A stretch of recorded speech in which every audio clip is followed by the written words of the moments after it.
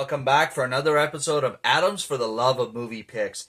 I just want to start off, folks, by saying sorry about last week that we didn't do a video. I was super busy last week, a lot going on. I just didn't have time. But here we are, we're back again this week. And this week we're going to be talking about the 1998 film, The Negotiator. Now, this film stars Samuel L. Jackson as Danny Roman, Kevin Spacey as Chris Sabian, David Morse as Adam Beck, Ron Rifkin as Grant Frost, John Spencer as Chief Al Travis, J.T. Walsh as Terrence Niebaum, Paul Giamatti as Rudy, Regina Taylor as Karen Roman, Siobhan Fallon Hogan as Maggie, Michael Cudlitz as Palermo. Now, if you don't recognize that name, he's most famously known as Abraham in The Walking Dead. It's one of his earlier roles. Nestor Serrano as Hellman.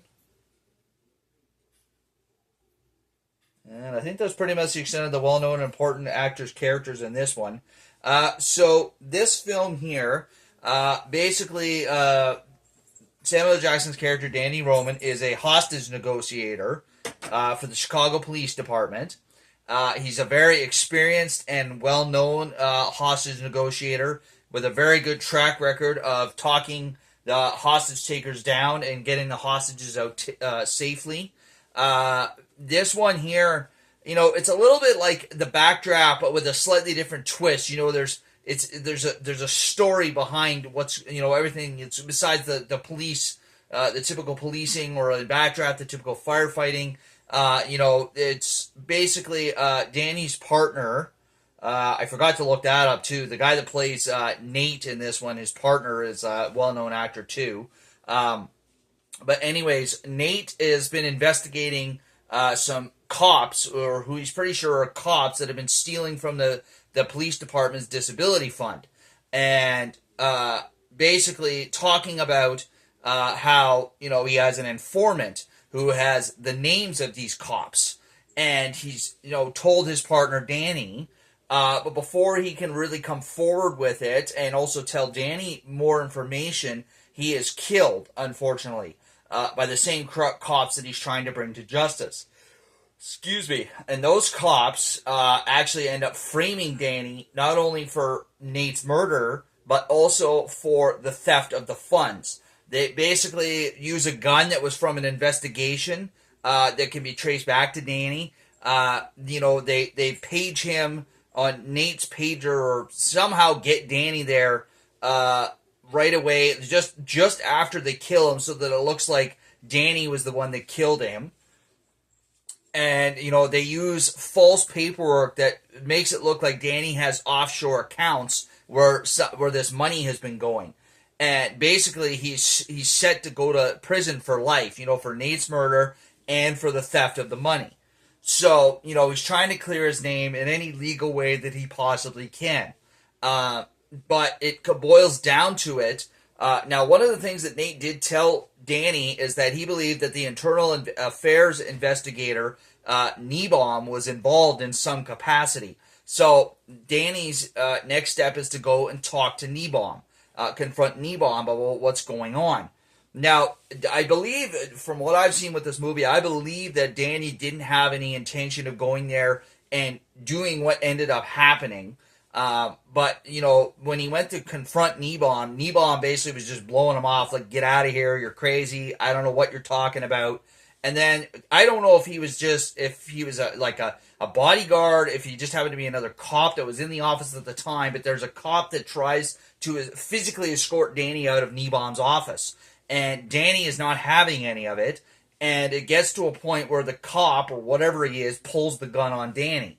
Well, Danny manages to wrestle the gun away from the cop, and you basically holds Niebaum and a couple other people that were in the office at the time hostage. He tells the cop, basically, beat it, get out of here, and, tells Niebaum, like, you're not leaving until I get answers. And basically the movie is just, him going through the motions of trying to, clear his name and figure out who these dirty cops are. He enlists the help of Chris Sabian, played by Kevin Spacey, another elite hostage negotiator, mainly because even though he's still a part of the Chicago Police Department, he's in a whole different precinct and really has nothing to do with Danny other than the odd time they met on a hostage negotiation where they've teamed up. So he wants Chris because he's got an outside view and an outside opinion.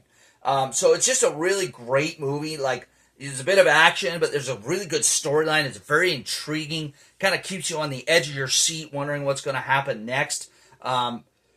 Excuse me there, folks. And yeah, it's just a really good watch. Like I said, it's very interesting too because, you see movies like this all the time where bad guys take hostages.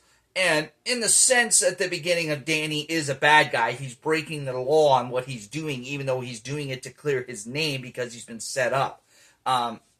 So this one is as it goes along, obviously he's the good guy, but not only is he a good guy, he's a guy that specializes in the exact scenario he's put himself in, a hostage taker. He knows the tactics, both the negotiators and the police department, what they're going to try and do to, get to him or get him out of there. So it's just, a very interesting and kind of cat and mouse game, back and forth between him and, people that he works with and other members of the Chicago Police Department and eventually the FBI. So just a very intriguing movie, great storyline, and just all about one man's goal to right the wrongs that have been done to him, unfairly done to him at that. And it just, as it progresses, it's just more, ramps up more and more until it gets to the final climax or the finale. So if you've never seen The Negotiator, folks, I highly recommend it. Great film from beginning to end, just keeps you involved and intrigued and wanting to see what happens next. So highly recommend The Negotiator. That's all we have for you this week, folks. As always, if you enjoy my video, please click that thumbs up, leave a like down below. As always, feel free to leave a comment down below in the comment section. And if you really enjoy my channel, please subscribe, okay? I would greatly appreciate it. You take care of yourselves, and we'll catch you next week for another episode.